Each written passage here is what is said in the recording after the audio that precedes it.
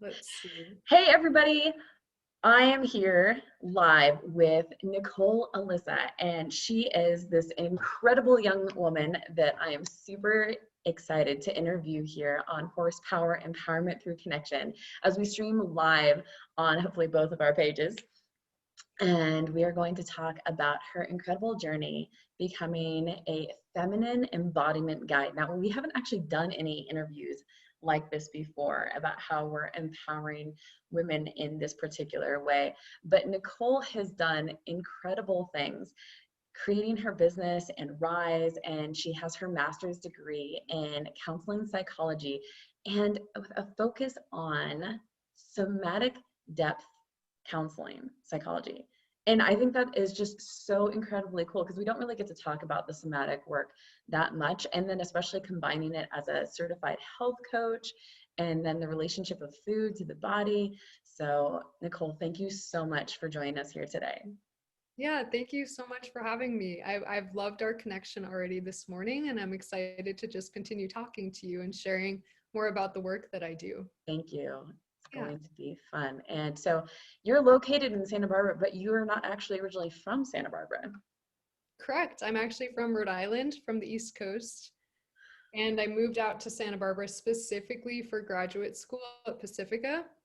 And now I've been here for the last 6 years. So I'm definitely originally an East Coaster, but I would say I fit in more on the West Coast and just in terms of the whole process of like thinking deeper about the body and spirituality and all of that. That's so fascinating. That cracks me up because like I'm from Washington State. So Oh, okay. I was like born and raised on the West Coast and I absolutely don't feel like I fit in here at all. And You I don't? feel like I know I feel like I fit in more on the East Coast. Oh, that's awesome. Yeah, well, it's so funny because when we started the conversation, I was like, you feel really grounded to me. And the one thing that I actually really value about the East Coast is there's a realness to the East Coast. They're really more in the human experience. Maybe it's because of the weather, they're more experiencing their own humanity. Out here, everything's just the same, and it's easy to just explore those more expanded parts of ourselves. Even the environment here is more expansive than the East Coast. So yeah. Yeah, like on the East Coast, you have to be present so you don't die. Yeah, exactly. Like in a snowstorm, you have to be really present to what's going on around you. That's super funny. I don't think I've gotten to interview anybody from Rhode Island yet. Okay. Yeah, it's a small state. I actually grew up on a little island called Jamestown. Ah, yes, Jamestown. Have you heard of Jamestown? I have heard of Jamestown before. Okay. Rhode Island is a beautiful place. I have been there before. I've actually officially been to all 48 continental states. I Oh, only wow. have Alaska and Hawaii left. But Amazing. enough about me. Enough about me. Let's tell me more about you and what got you like started on this interesting journey as a feminine embodiment guide. Yeah, absolutely. So I would say I'll just start with my story. So as a little girl, I was really highly sensitive and empathic and intuitive. And as a little girl, I felt like when I came into this world, I had a sense of knowing who I was, yet the world wasn't really reflecting that sense of knowing, that Right. deeper sense of knowing.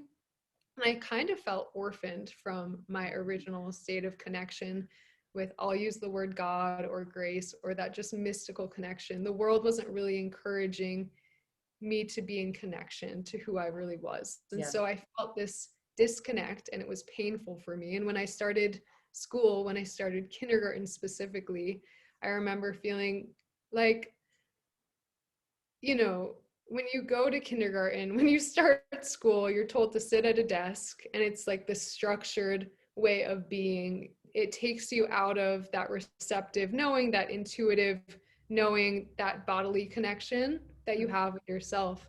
And so I started to use food when I was 7 years old to comfort myself. I was really intuitive. Everything was just too expansive and I needed a way to ground. I didn't have self-regulation tools yet because I was only 7 years old.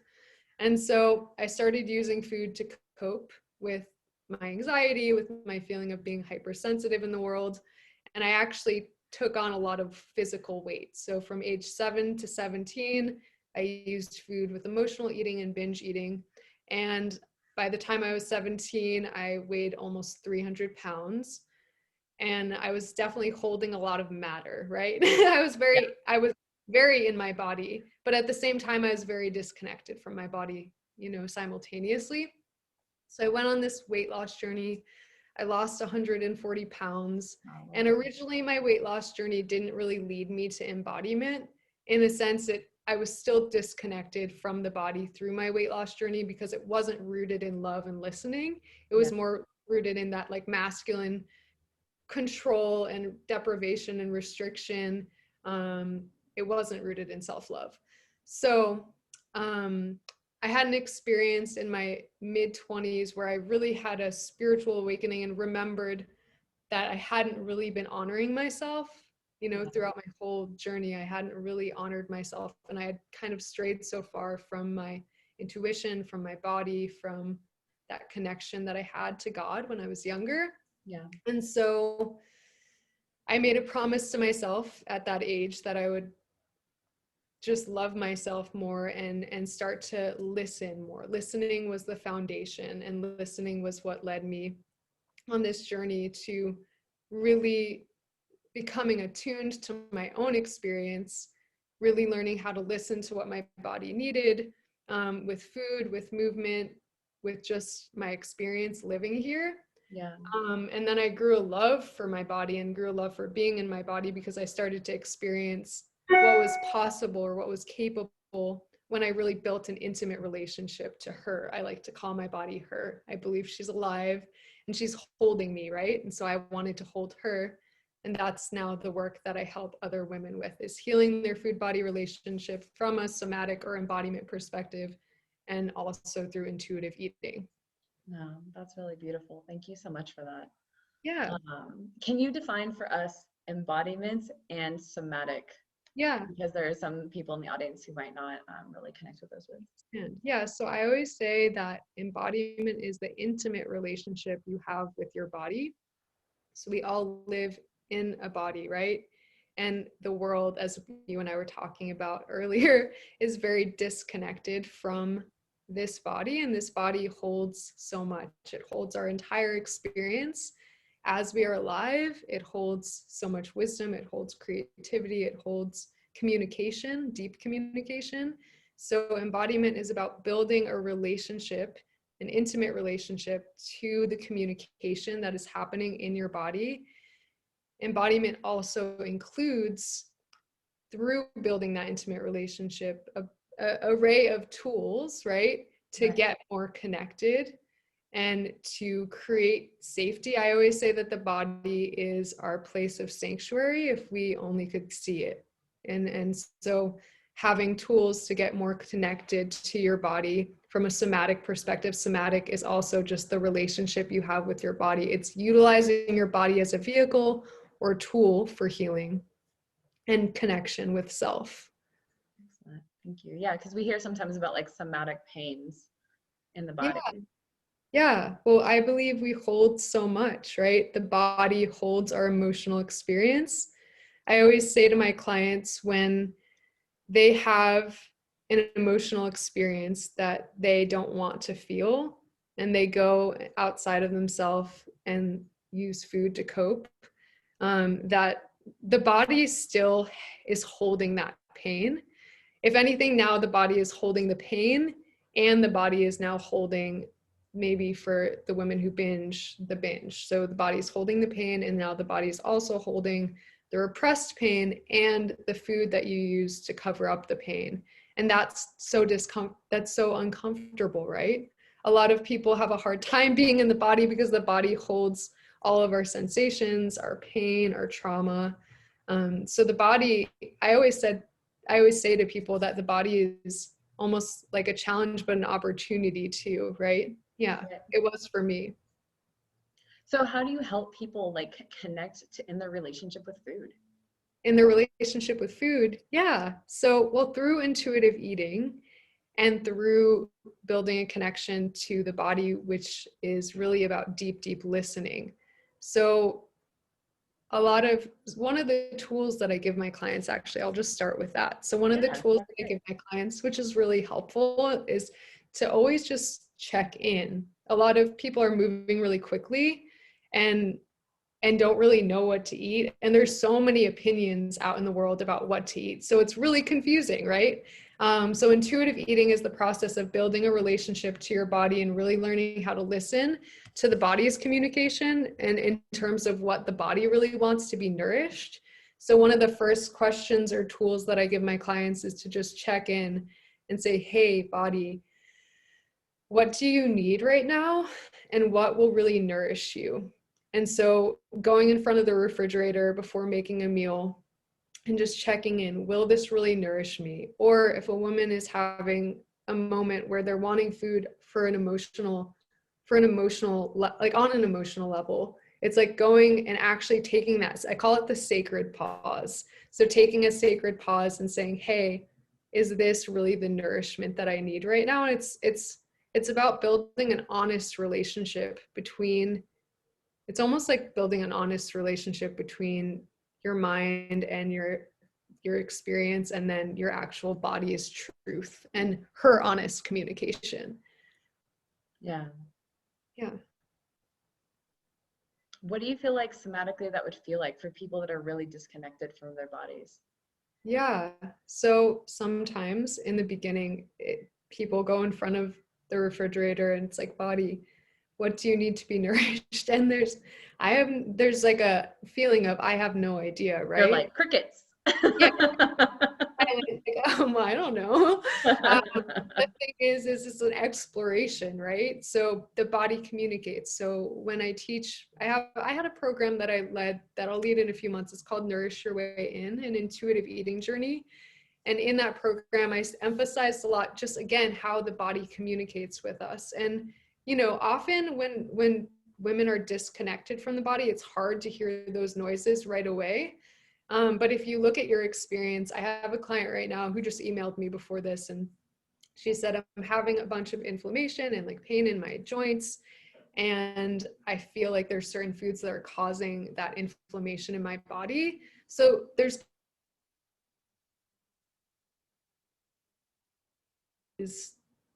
if the body is in discomfort, that's communication. And so how can I start to pay attention to the foods that make me feel unwell?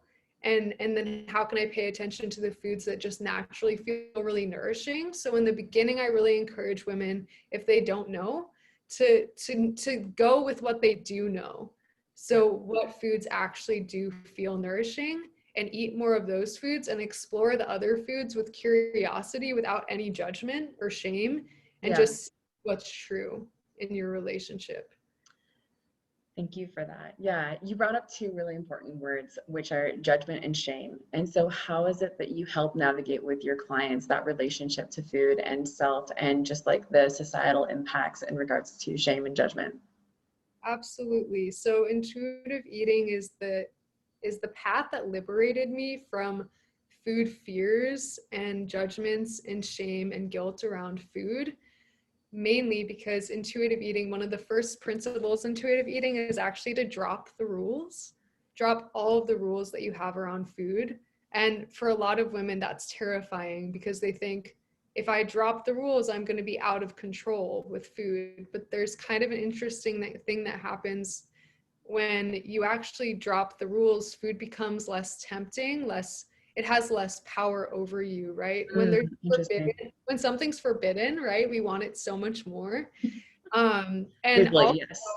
yeah, and when something's forbidden and when something is forbidden and we have it when we think we're not supposed to, that is almost creates an environment naturally to feel guilt and shame. Yeah. So the first principle of intuitive eating is to drop the rules and drop in instead.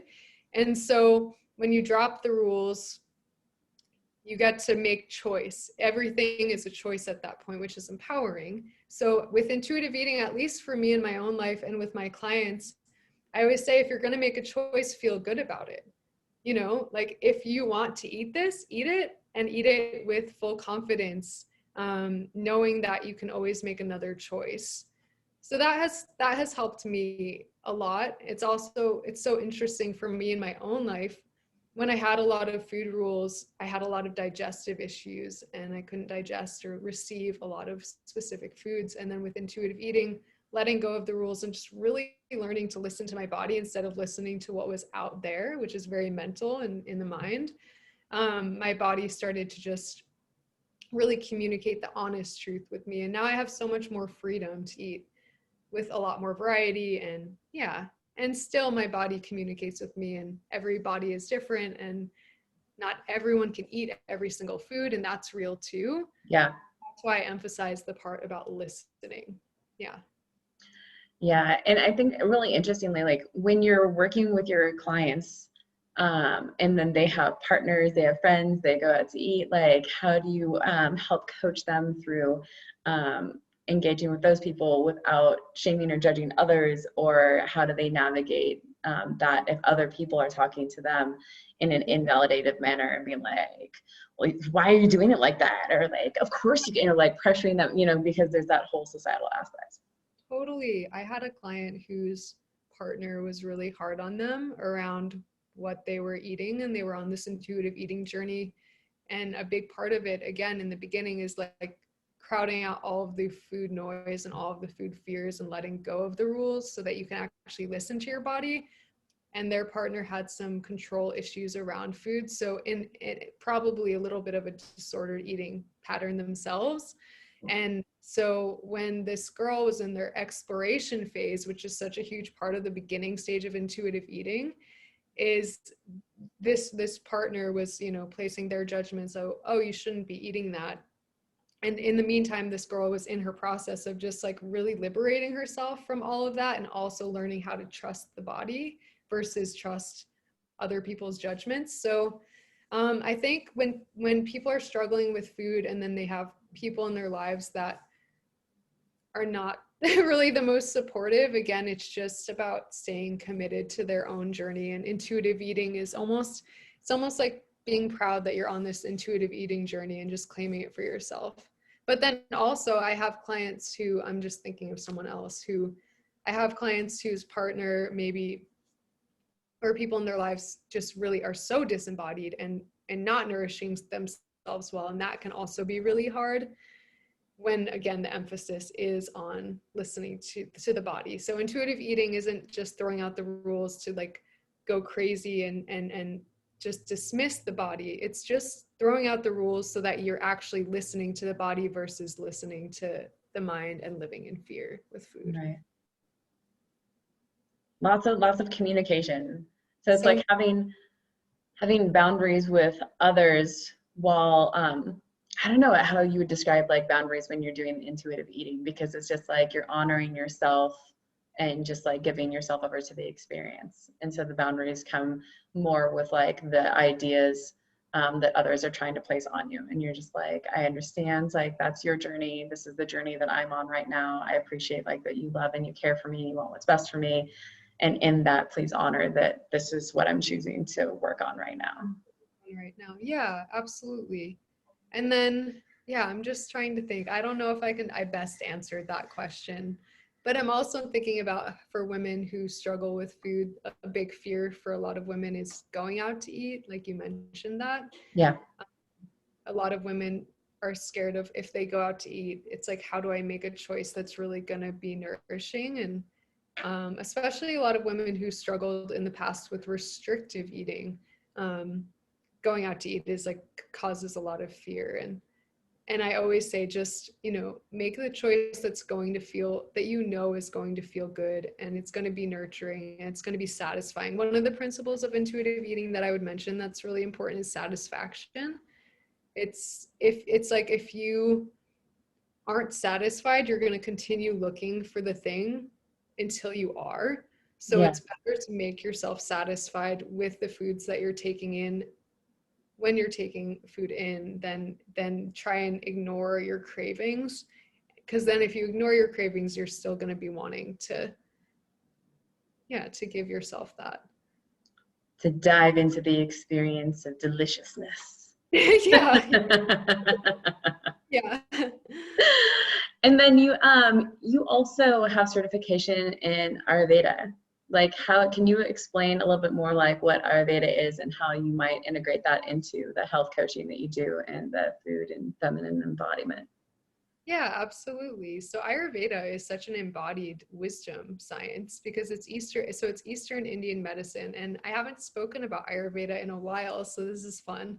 I speak about it with my clients, however, I haven't actually spoken about it to an audience in a while. So Ayurveda is Eastern Indian medicine, and it's working with the five elements: ether, air, fire, water, and earth, to understand that the elements in nature are also represented in our bodies and in everything that we're engaging with. So it's really a journey of understanding that we all as human beings have a unique nature that is made up of the elements. Certain, like I may have a little bit of a different energetic or elemental makeup than you. Yeah.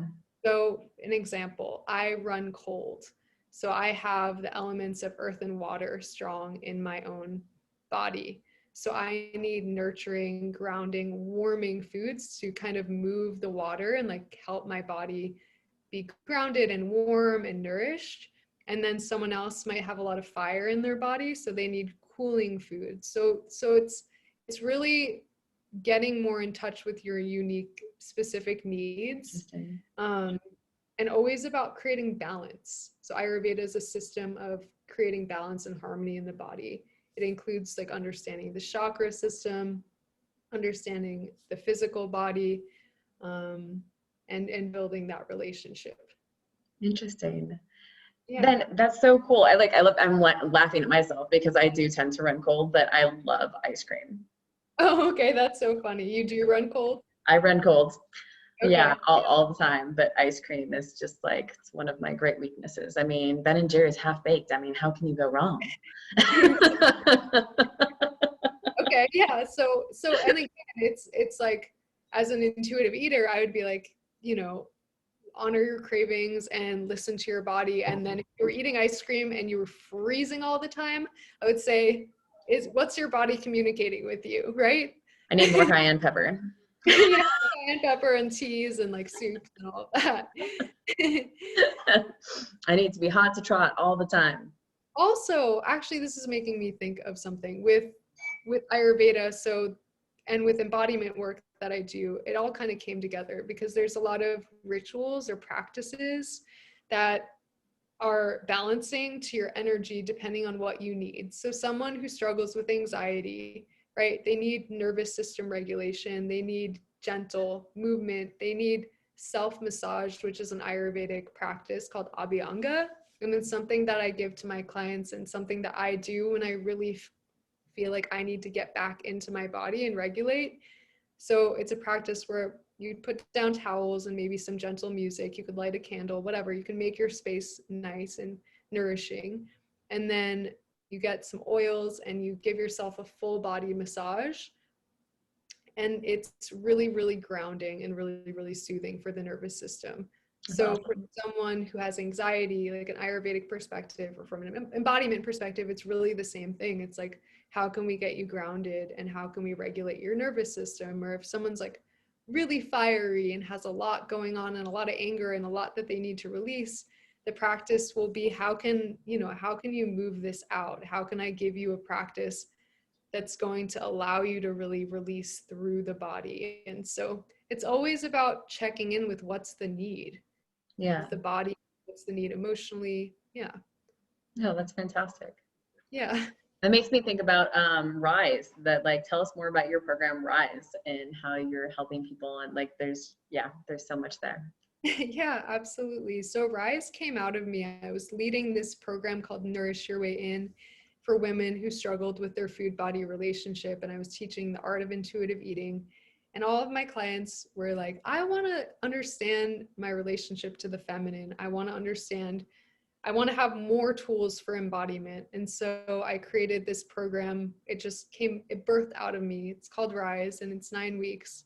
And it's a 9-week container for women coming together who really want to build that intimate relationship to their body so that they can access the deeper wisdom that lives within. I always say these four walls, as in this body is our temple, and this body requires so much devotion and so much care. And when we're disconnected from this body, we feel overwhelmed. We feel like we have so much to hold, but when we really build a relationship to this body, we have so much more resourcing at our fingertips, right? And Yeah. I always say from a regulated state, we access so much. We access the wisdom.